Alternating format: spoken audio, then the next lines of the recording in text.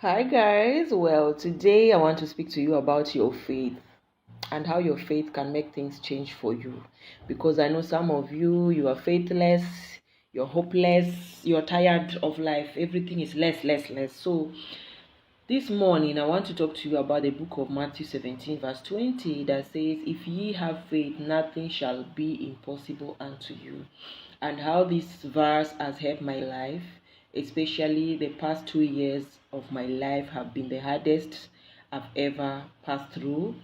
And this verse only reminded me how I need to be positive. And when I started practicing positivity and just keeping faith in God and just let go, do the one you can do. See, don't worry about what you can't change. It started working for me. Another verse of the Bible that worked for me was when, reading the Bible and having an encounter with a verse are two different things. Like when you feel like a verse in the Bible is speaking to you, there's another one that spoke. When I heard this verse about, it says, what's that again? It says, "I shall not want." I've never wanted. When that verse became real to me, I've actually never wanted. I've literally been getting supplied by God miraculously, call it supernaturally, I don't know. Sometimes I'll get favors.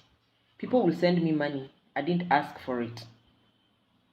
People will gift me. I didn't ask for it. People will call me and have sincere chats and talks with me. I didn't ask for it. And yes, people would follow my social media handles. I don't know them from nowhere. They don't know me.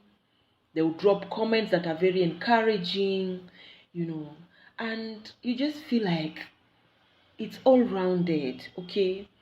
And so, what I'm trying to say in essence is that build your faith upon the solid rock of God. Trust God that He can do and do it again.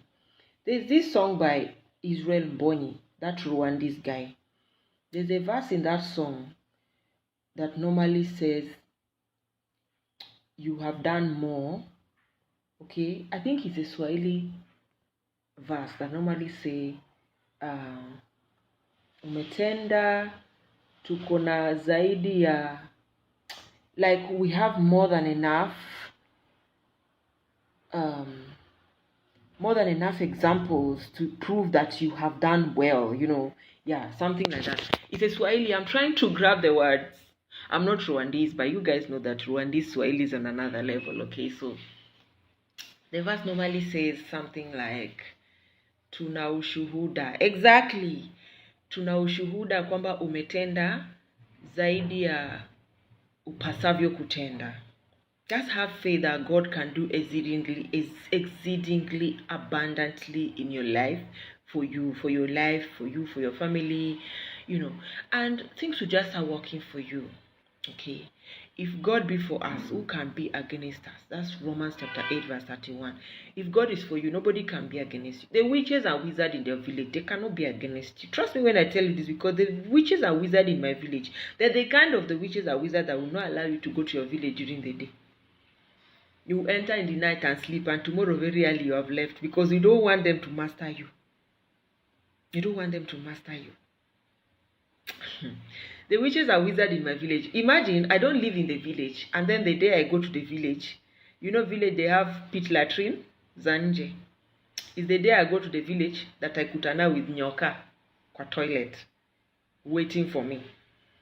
And I don't live in the village. People have been going to that toilet every day. They did not see it. It's the day I went to the village that I will now come and be seeing it. The witches and wizards in my village are on another level. That's why I'm telling you that this 2026, just try and keep your faith. Just tell yourself, if God is for me, nobody can be against me. No witch and wizard can be against me. If God is for me, and if I have faith in God, nothing is impossible for Him to do for me. The Bible says that a little faith as a mustard seed can be able to move the mountain. If you have a little faith as a mustard seed, you can tell this mountain, ye move, and the mountain shall obey and move. Guys, building of faith in the last 2 years in my life, when I was going through a lot, I even joined a Bible school. I literally did my pastoral school and graduated from it. It has changed my life. It has changed my life. I can't even lie. It has changed my life a lot. It has built my faith to levels I never thought my faith would be. Do you know that these days I can literally pray for my kids when they're unwell and anoint them and they will get well without them taking medicine? Yeah. Something that I never knew was possible. I used to think that it was just stories and shenanigans. Those people that used to pray for people and they get well, they are pretending. Let me tell you that there's nothing impossible. The same Jesus that died for us, he died for all. He didn't die only for Joshua Selman. He didn't die for only Mildred Kingsley. He didn't die for Stephanie Eke. He didn't die for Sarah Jakes and T.D. Jakes. He didn't only die for Stephen Fatick. He didn't only die for Joel Austin. He died for all. And if they can speak to mountains of sickness and they move, you can literally speak to mountains of sickness and they move. If they can speak to marriages and they get well, you can literally pray for your own marriage and it gets well. Guys, I'm telling you that Bible is sweet. When you read it, you absorb it, you meditate it and make it look practical to you, and it start playing out in your life like a movie. It's sweet. When you think you're having a problem with your husband, the Bible says that God holds the key to the heart of a king. That thing that you think is an issue, that anytime you try to raise it up, he will raise his voice and then you call back and go back to your shell. Don't talk to him again. Go and pray about it. You'll be shocked the way the man will come and start discussing with you.